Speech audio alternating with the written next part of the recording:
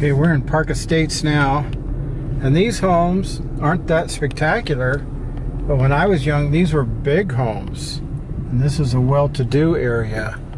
And at Halloween, we'd come up here to do our trick-or-treating with the theory that they would give out more expensive and more candies.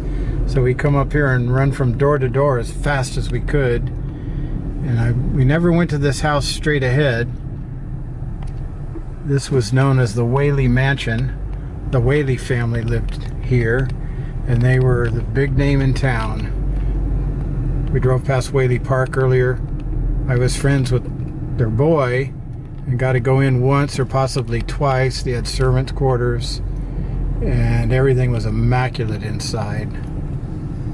So that's worth quite a few millions of dollars now, but it's not that spectacular. But it's the only home like it 60 years ago. I think it was on about 5 acres or so. It's probably been divided up.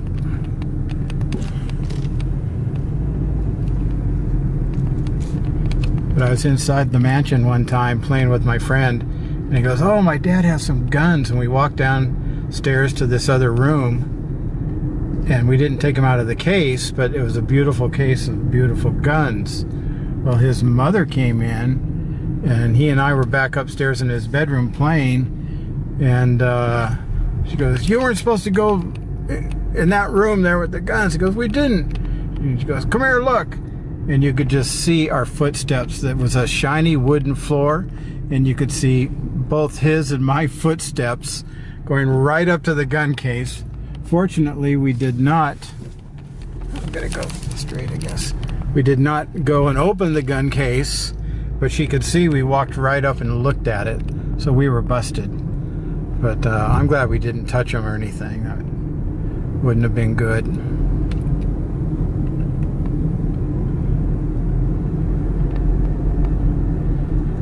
They had a limousine that would drive them around.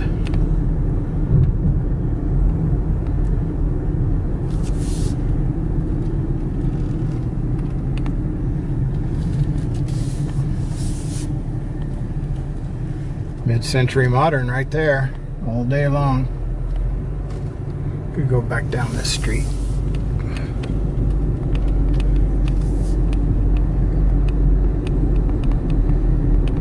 Yeah, they don't look that spectacular to me now.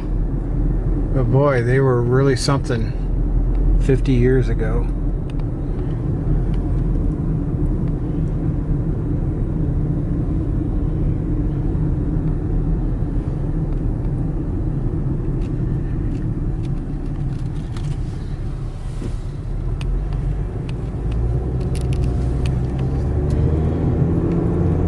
So I had my paper route up here.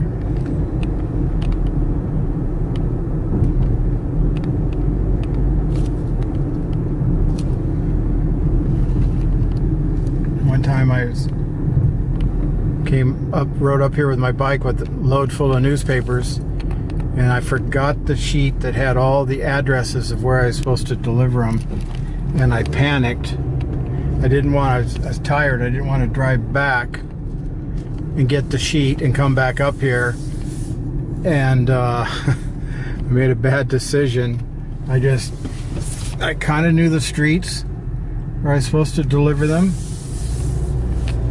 and so I just rode my bike up and down those streets and just threw newspapers willy-nilly here and there, and I went home just terrified that the phone's going to ring off the hook and it's going to be busted, that nobody got their newspapers.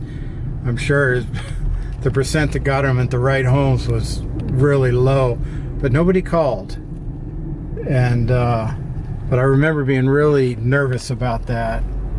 So I knew I made a bad decision, but I was just so tired I didn't want to ride all the way back down to get, it was a mile or two to get that paper at the house with the right addresses. But I got through that. So nowadays, lately, the newspaper at my house isn't delivered about 20 to 30% of the time. It's kind of frustrating. But when I was on my bike, they were delivered correctly almost 100% of the time, except for that one day. So I had a better record than the guy delivering my papers today, who doesn't ride a bike. He drives a car.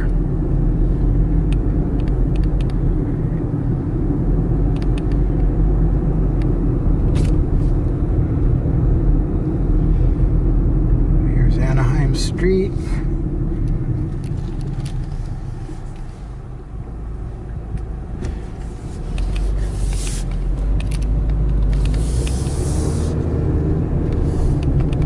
So in delivering my papers up here, I happened to deliver to this apartment complex that's up here, coming up, I think.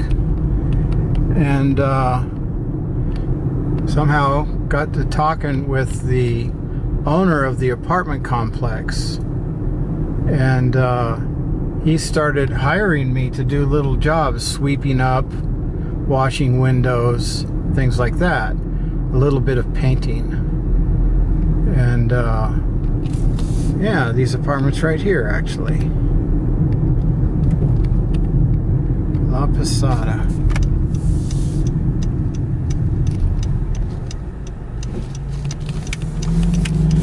So I cleaned a lot of windows and swept the walkways inside that apartment there. There's a big swimming pool. He owned this house. He lived in this house. And it's like a duplex or triplex. And there's an older lady that lived back in there, and I'd wash her windows. One day I broke one of her windows. Felt bad about that. I cracked it. I go, Mrs. Hemphill, you have a cracked window. And she goes, oh, gee, I wonder how that happened. I said, I don't know. It was like that when I got here, but I cracked it. I feel bad about lying about that. It was just a crack, though. She was a real old lady, 80 years old or so. So this is where my paper route was in this area here.